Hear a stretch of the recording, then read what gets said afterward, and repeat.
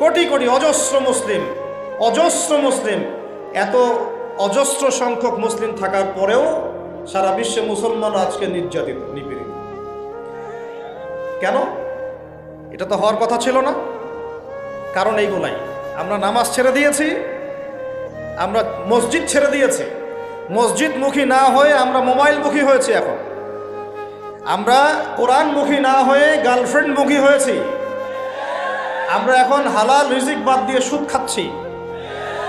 আমরা এখন আল্লাহর পথে দাওয়াত এবং জিহাদের মেহনত বাদ দিয়ে পাবজি, ফ্রি ফায়ার নিয়ে পড়ে আছে। যুব সমাজ মাদক নিয়ে পড়ে আছে। আলেমদের মধ্যে একটা শ্রেণী তাদের দায়িত্ব এড়িয়ে যাচ্ছেন, আপোষে ইখতিলাফে বিভক্ত হয়ে যাচ্ছেন। উম্মাহকে আমরা টুকরা টুকরা করে ফেলছি এবং উপর থেকে আমাদেরকে সহযোগিতা করা হচ্ছে না। এই সার্বিক বিষয়গুলো যখন